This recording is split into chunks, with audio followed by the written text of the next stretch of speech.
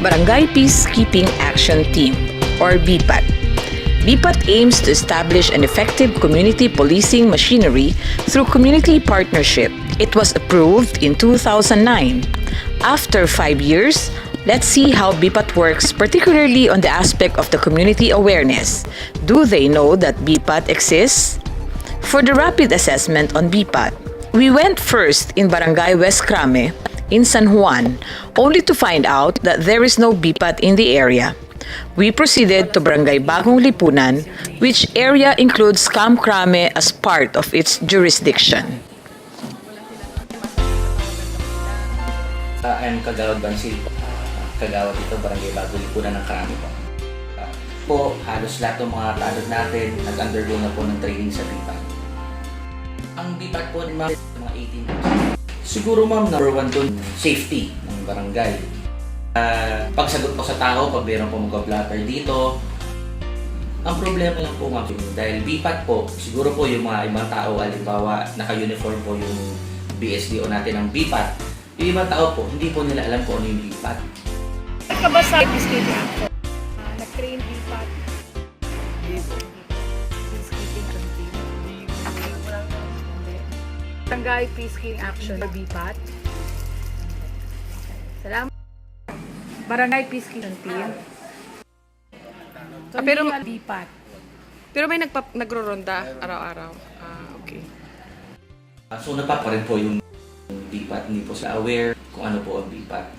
Pakilala na po sa mga BO natin is BPAT na po. Roving sila, is tatlo pa magkakasama. Never po kami actually sa BPAT din po yun, hindi sila mag-roving ng isa lang. Ma'am, po maganda, malaki na tutulong sa barangay. Kung maaari po nga sana ma'am, dalas-dalasan ng pag-seminar kasi po, lalo po sa barangay, ang mga tanod po natin hindi po sabihin natin na regular na matagal sila nakasama ng buong term.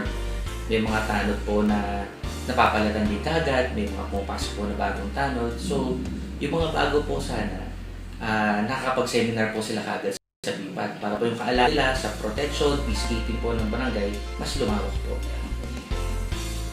Thank you very much. Welcome po ma'am. Roberto L. Pesal, ma'am. Police Station 7, Cubao Police Station. Okay. Marami naman kasi mga anak ako. Lalo po sa mga barangay case, ma'am. Sa tingin ko, ang partnership nila, kumbaga nagtutulungan talaga sila. Nagko-contribute yung mga BPAT, talagang ginagawa nila yung party nila, tapos sumusuporta din yung police. Kumbaga, tutulungan talaga sila. Kaya, ayos. Ibo siya ito. Effective ang BPAT dito sa Barangay Lipunan. Maayos ang kanilang implement sa tingin ko, ayon sa pahayag ng isang kagawad, kasi sinusuportahan nila yung activities ng BPAT. At saka sila nga mismo is interesado na mag-attend din ng seminar yung mga barangay kagawad dito at saka si barangay kapitan. Actually, BPAT is a good tool ng ating PNP para sa crime prevention.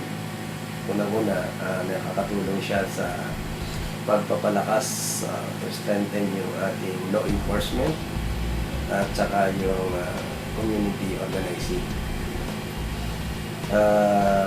Napaka-importante niyan sa functions ng Directorate of Community Relation.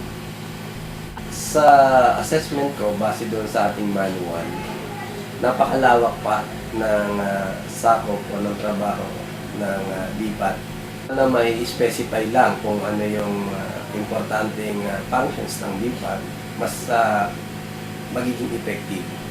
Unang-una, siguro they should be focused more on community organizing, yung BPAT natin, then dun sa law enforcement, tsaka dun sa disaster.